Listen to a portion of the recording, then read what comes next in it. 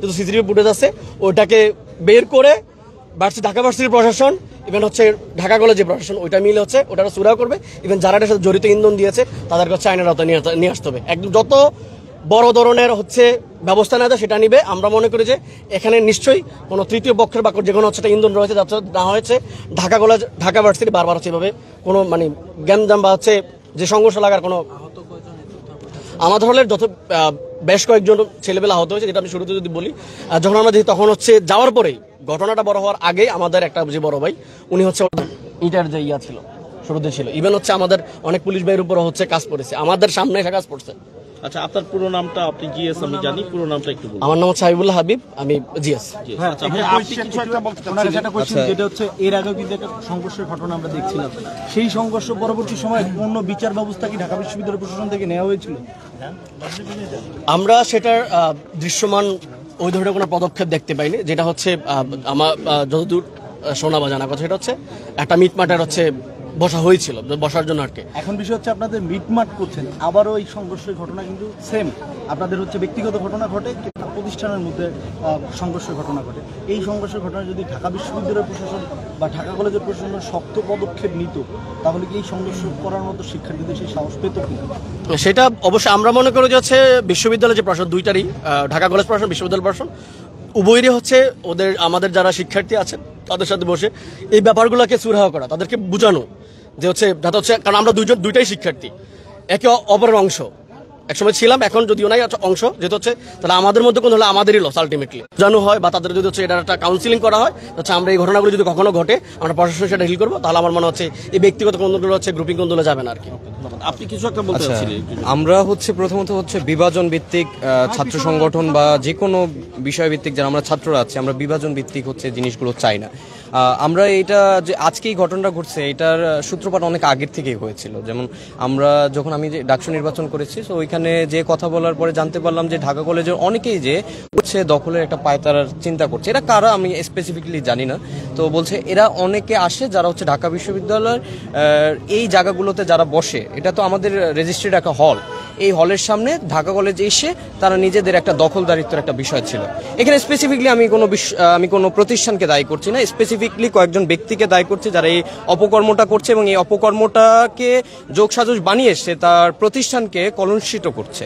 এই বিষয়টাকে আমি এটার সাথে আপনার ঢাকা কলেজ, ঢাকা বিশ্ববিদ্যালয়ের অনেক শিক্ষার্থী, মানে এটা যে কোনো দলের হইতে পারে, যাদের ক্ষমতার অপব্যবহার করে ওরা একটা মানে চাঁদাবাজির মতন একটা ঘটনা ঘটায়, এবং ওই জায়গা থেকে দেখা যাচ্ছে যে ওই দলীয় কুন্দলের কারণে একটা ঘটনা ঘটানো হয়, কিন্তু সাধারণ শিক্ষার্থীরা মাইর খায়, সাধারণ শিক্ষার্থীদের রক্তপাত হয়, কিন্তু দলীয় একটা কুন্দল হয় সবসময় দেখা যায় যে একটা পক্ষ আসে এখানে মনে করেন যে শুধু মিডিয়া ফেস করার জন্য, আরেকটা পক্ষ আসে যে কুন্দলের ঘটনা ঘটায় এখান থেকে একটা ফায়দা হাসিল করার জন্য, আর আরেকটা পক্ষ শুধু মাইর খায়, আইসা উত্তেজিত হয়ে শুধু আইসা মাইর খায়। তো দিন শেষে আমরা আমাদের মানে দাবিটা রাখবো প্রশাসনের কাছে যেন এরকম কোনো ধরনের কোনো ঘটনা, অথবা ধরেন আমি একটা ঘটনা ঘটাইলাম, ঘটানোর পরে আমি নিজেই এখানে একটা জায়গায় করে ওইখানে একটা ঘটনা ঘটাই দিলাম, মানে এরকমটাই। কিন্তু আপনার ওইখানে দেখেন একটা ফুটের ভিতরে গেটের সামনে, একদম শাহনেওয়াজ হলের যে গেটটা আছে গেটটার সামনে দোকানটা ফালানো হয়েছে, তার মানে এটা অবশ্যই কোনো উদ্দেশ্য নিয়ে ফালানো হয়েছে। তো ওই উদ্দেশ্যর জায়গা থেকে ফালাই একটা মানে ঘটনা ঘটাইয়া ওই জায়গার ভিতরে আমি একটা দখলদারিত্ব করা, এই জায়গাগুলোতে কিন্তু প্রশাসনেরও হেল্প থাকে। প্রশাসন যে বলবে যে আমাদের মানে আমি একদম ওপেনলি বলি, আমাদের পুলিশ প্রশাসন থেকে ধরে আরো বিভিন্ন প্রশাসনেরও এটাতে যোগসাজশ থাকে, কারণ ওনারাও এটার একটা বাক পায়। সোজা কথা যেটা বিভিন্ন জায়গা থেকে ওনারা এই ঘটার কারণে আজকে আমি একদম প্রথম যে ঘটনাটা ঘটছে, একদম প্রথম আমি এবং আমি জহিরুল হলের জিএস, এফআর হলের জিএস, আমরা দুইজন যাই ওই ওই জায়গাতে। আমাদের প্রশাসনকে নীলক্ষেত থানার ফোর্সে আমরা এখান থেকে ফোন দিয়েই যাই, ফোন দিয়ে যাওয়ার পরে ওনারা যাই এক সাইডে দাঁড়াই থাকে, কোনো অ্যাকশনই নেয় না, একদম মারামারি মানে সেই লেভেলের গন্ডগোল হয়েছে, কোনো অ্যাকশন নাই, মানে ওনারা এক সাইডে দাঁড়াই রয়েছে। কিন্তু যখন আমি ঢাকা কলেজের কয়েকজন বন্ধু বান্ধবের সাথে কথা বললাম, ওরা ওইখান থেকে কিছু ওদের বড় ভাইদের নাম্বার দিল যে আপনারা ওদের সাথে বসেন, তাইলে যখন আমি ওদের সাথে বসতে গেলাম তখনই দেখা যাচ্ছে যে এটার মীমাংসা হইতেছে, তখনই ওরা পিছনে ব্যাকে আসতেছে। কিন্তু দিন শেষে এটার মেইন কারিগরটা তাইলে ওনারাই, এরকম আরো প্রশাসনিক এরকম সাইড দাঁড়ায় থাকে, কোনো কাজ নাই। মানে আপনার এরকম একটা আপনি তো একজনের কথা বললেন, এই যে যাদের কথা বললেন তাদের বিষয়ে কি পুলিশ কিংবা আপনার বিশ্ববিদ্যালয় প্রশাসনকে অবগত করেছেন এখন পর্যন্ত?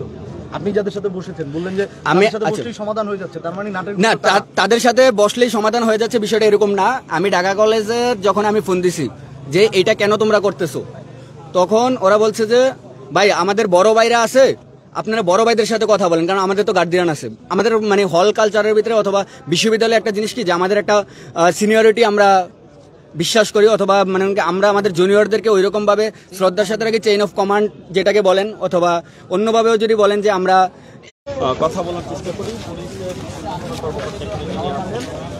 আমরা একটু ওনার কাছে জানতে চাই যে আসলে কি হয়েছিল।